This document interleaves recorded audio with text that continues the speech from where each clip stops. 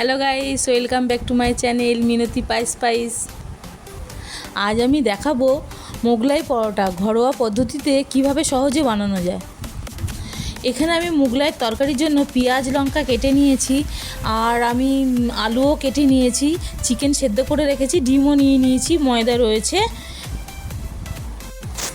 এখানে আমি আলুর তরকারিটা বসাবো, তার জন্য আমি কড়াই বসিয়ে দিয়ে তেল ঢেলে দিয়েছি। তেল গরম হয়ে গেলে পাঁচফোড়ন, হিং, কাঁচা লঙ্কা ফোড়ন দিয়ে দিয়েছি। পাঁচফোড়ন কাঁচা লঙ্কা দেওয়ার পর আমি পেঁয়াজটা দিয়ে দিয়েছি। পেঁয়াজটা একটু লাল লাল হলে তারপরে আমি আলুটা দিয়ে দিয়েছি।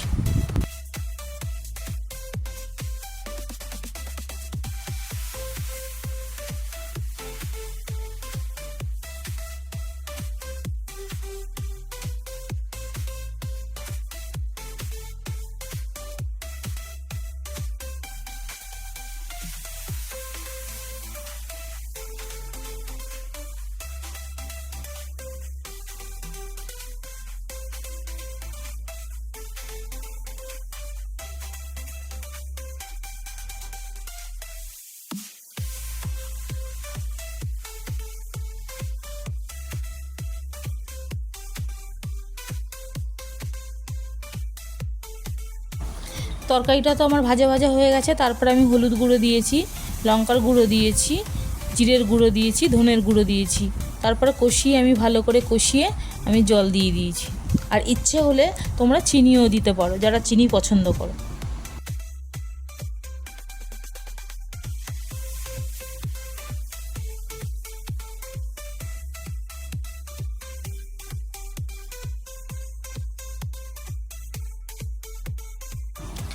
আলুটা আমি ভালো করে কষিয়ে জল দিয়ে সেদ্ধ হওয়ার জন্য ঢাকা দিয়ে দিয়েছি।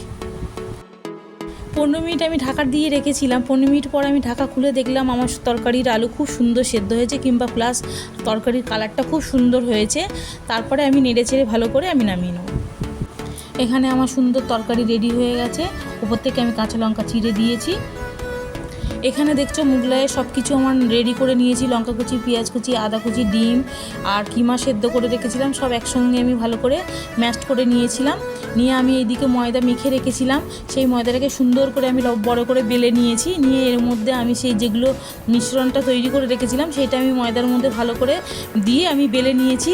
এদিকে ফ্রাই প্যান আমি বসিয়ে দিয়েছি, দিয়ে ভালো করে অনেকটা তেল ঢেলে দিয়েছি গরম হতে।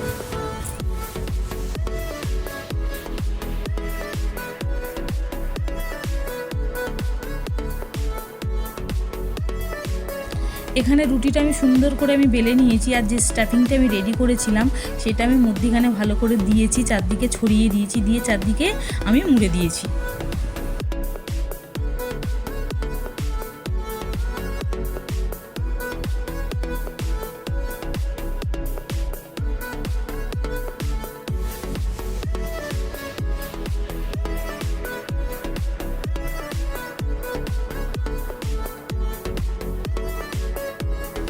এখানে আমার মোগলাইটা রেডি হয়ে গেছে, আর তেলের মধ্যে আমি ছেড়ে দিয়েছি, দিয়ে আমি বাদামি করে ভেজে একে একে তুলে নিয়েছি।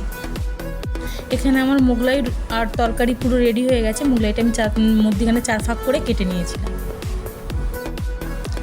বাড়িতে তোমরা অবশ্যই ট্রাই করো, ট্রাই করে আমাকে জানাও কেমন হয়েছে খেতে। আমার ভিডিওটি ভালো লাগলে আমার চ্যানেলটি অবশ্যই সাবস্ক্রাইব করে দেবে আর একটা লাইক দিয়ে দেবে।